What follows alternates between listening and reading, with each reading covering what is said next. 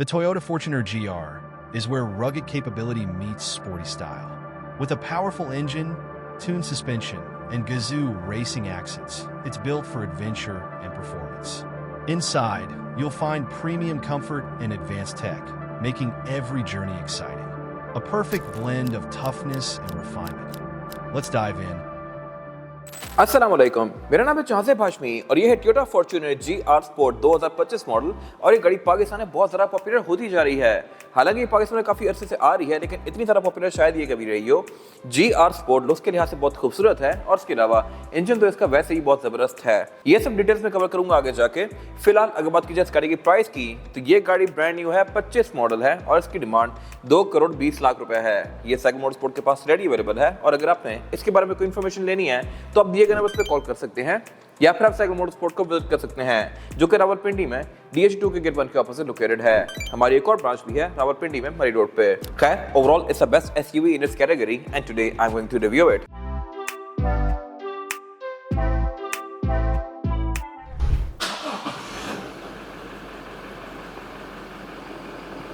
Let's have an exterior of this car. Looks के लिहाज से ये गाड़ी बहुत ज़्यादा खूबसूरत है और ये कहीं से लगती नहीं है कि ये पहले वाली फॉर्च्यूनर है जो कि 2017-18 में आती थी।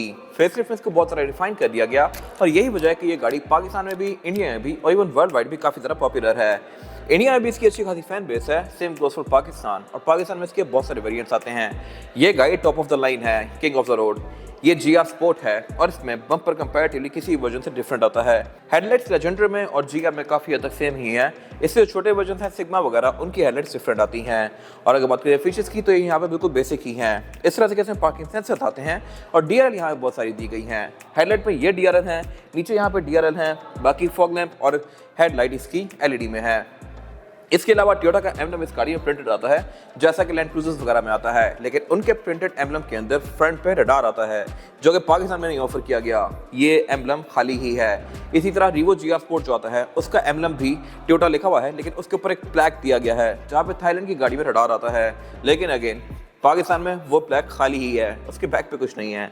अगर होता तो मेरे ख्याल से बहुत बेहतर था। और अगर बात की जाए इस गाड़ी की साइड प्रोफाइल की, तो यहाँ भी फीचर्स बिल्कुल बेसिक ही है फ्रंट की तरह, लेकिन लुक्स पे बहुत वर्क किया गया है।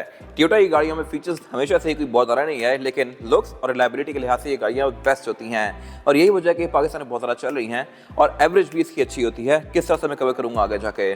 फिलहाल अगर बात की जाए रिम की, तो रिम इसके सारे ही वर्जन में 18 इंचेस के आते हैं, लेकिन लुक्स के लिहाज से सब रिम्स डिफरेंट हैं।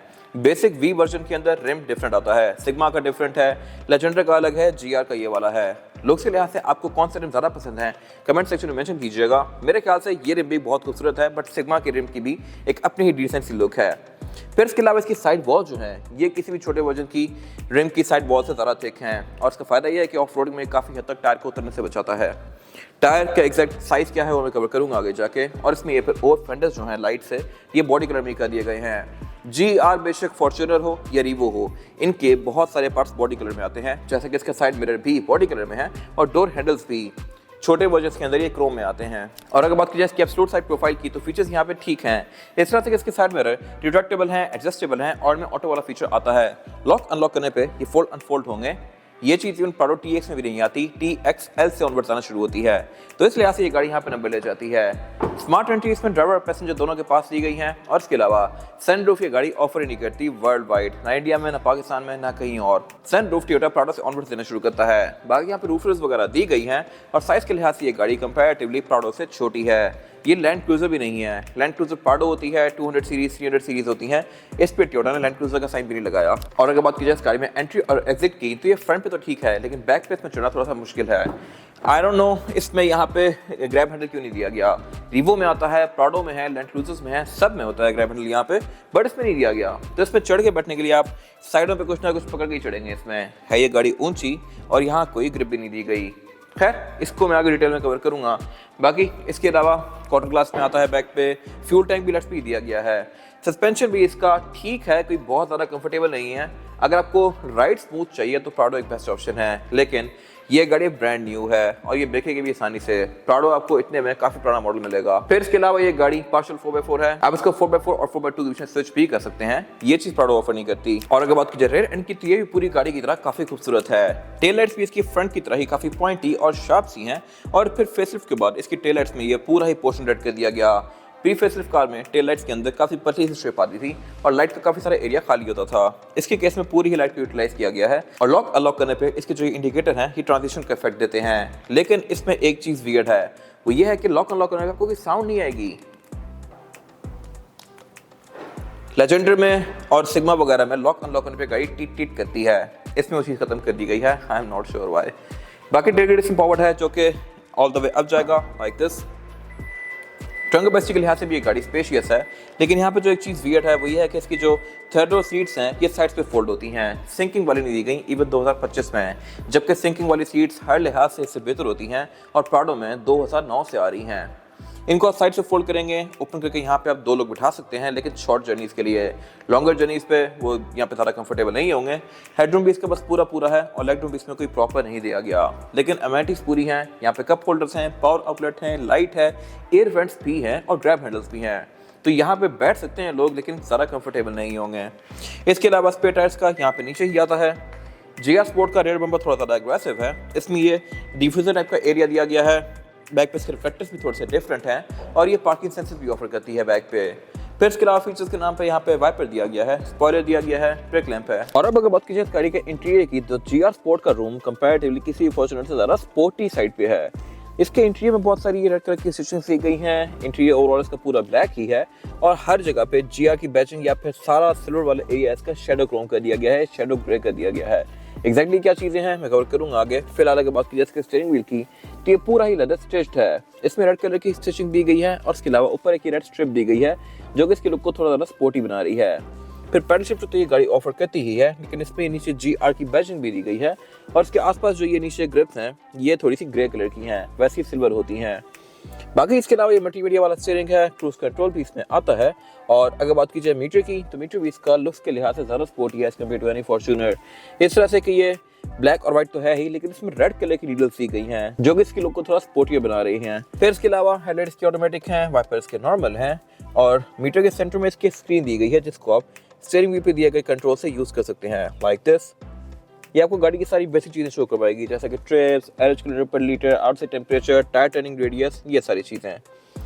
बाकी अगर बात की जाए मीटर की हाउसिंग की, तो फॉर्च्यूनर में ये लेदर की फिनिश में है और इसके अलावा बाकी का सारा डैशबोर्ड ये चीप प्लास्टिक है। अगर ये सॉफ्ट मटेरियल होता तो मेरे ख्याल से बहुत बेहतर था। फिर इसके अलावा एयर वेंट गाड़ी टोटल 4 ऑफर करती है। सेंटर में मल्टीमीडिया स्क्रीन भी दी गई है जो कि साइज के लिहाज से काफ़ी मैसिव है और फीचर्स के लिहाज से डिसेंट भी है। इसमें Bluetooth, aux navigation, USB, Android Auto, Apple CarPlay, ये सब चीज़ें आती हैं। और इसके अलावा नीचे पे क्लाइमेट कंट्रोल दिया गया है जो कि डुअल जोन है फ्रंट पे और फिर एक जोन बैक के लिए भी दी गई है। तो ये वाली फॉर्च्यूनर्स पहले वाली फॉर्च्यूनर से बहुत ज़्यादा बेहतर हैं। 2016-17 में इस तरह के फीचर्स नहीं आ रहे थे इस गाड़ी के अंदर। नीचे इसमें ये फिर डाउन असिस्ट कंट्रोल दिया गया है, 4x4 की सिलेक्शन दी गई है।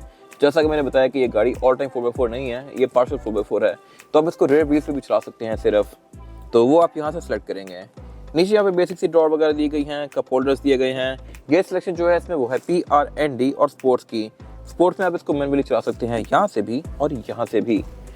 फिर पीछे ड्राइव मोड दिए गए हैं जो कि 3 ही हैं, इको, स्पोर्ट और नॉर्मल, और इसके अलावा हैंड ब्रेक इस पर ट्रेडिशनल ही है। फिर पीछे इसका ट्रैक्शन कंट्रोल, डिफरेंशियल लॉकिंग वगैरह दिया गया है। और अगर बात की जाए सेंटर कंसोल की, तो ये स्पेस के लिहाज से बस ठीक है, कोई बहुत ज़्यादा स्पेशियस नहीं है। फिर अगर बात की जाए इसकी सीट्स की, तो फ्रंट दोनों सीट्स इसमें इलेक्ट्रॉनिकली एडजस्टेबल हैं और ये हैं भी डुअल कॉम्बिनेशन में, लेदर और अल्कंटारा के। हेडरेस्ट में इसके GR की बैचिंग दी गई है जो कि स्टिच्ड है और लुक्स को बेहतर बना रही है ऑब्वियसली। डोर इसके पूरे ही ब्लैक हैं, लेकिन यहाँ पे डिफरेंट मटेरियल यूज़ किए गए हैं। मोस्टली डोर चीप प्लास्टिक का है जो कि मेरे ख्याल से बेहतर हो सकता था, लेकिन बाकी जो चीज़ आप टच करेंगे वो चीज़ें प्रीमियम है। जैसा कि इसका आर्मरेस्ट लेदर की फिनिश में है, डोर हैंडल क्रोम का है और इसके अलावा विंडोज ओपनर के आसपास वाला एरिया पियानो ब्लैक फिनिश में है। विंडोज की चारों ही सिंगल टैप वाली हैं, साइड मिरर रिट्रैक्टेबल हैं और इसके अलावा फिर यहाँ पे इसके पार्किंग सेंसर का कंट्रोल भी दिया गया है। GR में 2 चीज़ें डिफरेंट हैं, एक तो पुश स्टार्ट, इस पर GR की बैचिंग दी गई है और इसके पेडल्स भी मेटालिक फिनिश में आते हैं। बाकी इसके अलावा रूफ लाइनर भी इसका पूरा ही ब्लैक है। वैनिटी मिरर इस पर ड्राइवर और पैसेंजर दोनों के लिए आते हैं विद लाइट जो कि ऑटोमेटिकली ऑन होंगी लाइक दिस। और इसके अलावा फिर सेंटर में इसकी कैमरा लाइट्स दी गई हैं जो कि LED में है। सेंटर में फिर इसका ये सनग्लास होल्डर भी आता है, rear view mirror auto dimming feature के साथ है। और इसके अलावा सनरूफ फॉर्च्यूनर ऑफर करती नहीं है, जैसे कि मैंने पहले बताया था। Across the globe. और अब अगर बात की जाए स्काई में रेयर पैसेंजर्स के लिए सीटिंग कैपेसिटी की, तो ये बैक पे स्पेस के लिहाज से तो ठीक है, लेग रूम भी यहाँ पे डिसेंट है और हेड रूम भी, लेकिन ये गाड़ी बहुत ज़्यादा चौड़ी नहीं है, तो इसमें बैक पे 2 ही लोग कंफर्टेबली बैठेंगे। थर्ड पर्सन आना चाहे तो आ जाएगा, लेकिन फिर ज़्यादा कंफर्टेबल नहीं होंगे। सेंटर में प्रॉपर सीट भी नहीं दी गई और फ्लोर बेड भी फ्लैट नहीं है, लेकिन अमेनिटीज़ यहाँ पे अच्छी हैं 2 लोगों के लिए, इस तरह से कि यहाँ पे एक तो सेंटर कंसोल दिया गया है जिसको निकाल कर आप एज एन आर्मरेस्ट यूज़ कर सकते हैं, और इसमें 2 कप होल्डर्स भी दिए गए हैं। फिर इसके अलावा रेयर पैसेंजर्स के लिए क्लाइमेट कंट्रोल की जोन भी आती है यहाँ पे, आप इसका प्रॉपर AC यूज़ कर सकते हैं 3 बैठ के, जो कि मेरे ख्याल से एक अच्छी चीज़ है। एयर वेंट्स में यहाँ ऊपर भी दिए गए हैं और पाँव पे भी दिए गए हैं, और इसके अलावा बैक पे पावर आउटलेट भी हैं। 2 यहाँ सेंटर में C2C चार्जिंग आउटलेट्स दिए गए हैं, और इसके अलावा फिर नीचे 100 वोल्ट का पावर आउटलेट भी दिया गया है। एक रेड डोर्स में स्पीकर आते हैं, और बाकी एयरबैग वगैरह यहाँ पे ऑफर नहीं किए गए। एयरबैग इसमें टोटल 3 ही हैं, एक स्टीयरिंग व्हील में, एक डैशबोर्ड में, और फिर एक ड्राइवर के नी पे। रेयर बेंचेस ये 60-40 के स्प्लिट के साथ हैं, इनमें आइसोफिक्स के पोर्ट आते हैं बेंचेस में, सीट बेल्ट्स आती हैं, और इसके अलावा यहाँ कुछ खास है नहीं। इसके बाद अगर बात की जाए इस गाड़ी के इंजन की, तो इंजन में 2 मेन ऑफर होते हैं, एक तो 2700 सीसी पेट्रोल 2TR, और फिर एक ये वाला इंजन 1GD FTV। ये 2800 सीसी टर्बोचार्ज डीजल है, और ये इंजन बेस्ट है। यही गाड़ी ज़्यादा बिकती है, पेट्रोल वाली की इतनी मार्केट नहीं है, वो बिकने के लिहाज से भी स्लो है और चलने के लिहाज से भी स्लो है।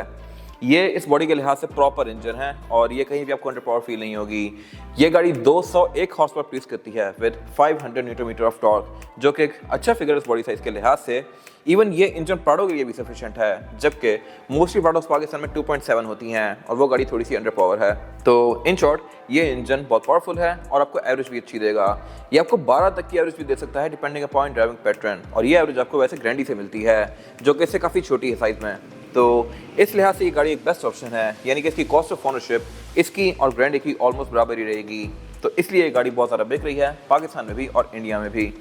ट्रांसमिशन इसमें ऑटोमेटिक ही आती है, GR स्पोर्ट इसका टॉप ऑफ लाइन वर्जन है, तो इसमें वो सारे फीचर्स हैं जो कि फॉर्च्यूनर ऑफर करती है, जैसा कि इसमें ट्रैक्शन कंट्रोल है, 4x4 की सिलेक्शन है, ड्राइविंग मोड्स हैं। बाकी बोनट इसमें हार्ड से ओपन नहीं होता, अगर ये होता तो मेरे ख्याल से बहुत बेहतर था। यहाँ पे स्टैंड ही दिया गया है, फिर इसमें इंसुलेशन दी गई है, और इसके अलावा यहाँ कुछ खास है नहीं। और अब अगर बात की जाए इन गाड़ियों के इस वाले एरिया की, जो कि हैं टायर्स, तो फॉर्च्यूनर में जो टायर साइज आता है ये है 265, 60 और 18, और इसमें टायर डनलॉप ग्रैंड ट्रैक है। रिम इसमें 18 इंचेस का है, और ये GRS का स्पेसिफिक रिम है। छोटे वर्जन में रिम डिफरेंट आते हैं, और इसके अलावा इसके ब्रेक कैलिपर के ऊपर GR की बैजिंग भी दी गई है, और रेड कलर का है। ये था आज का रिव्यू। अगर आपको ये रिव्यू पसंद आया है तो इसको लाइक कीजिए, मेरे चैनल को सब्सक्राइब कीजिए, और अगर आपके पास इस गाड़ी से रिलेटेड कोई भी राय है तो उसको कमेंट सेक्शन में शेयर जरूर कीजिएगा, ताकि वो लोग जो ये गाड़ी लेने वाले हैं वो आपकी राय से फ़ायदा उठा सकें। अपना ख्याल रखिएगा। Thank you.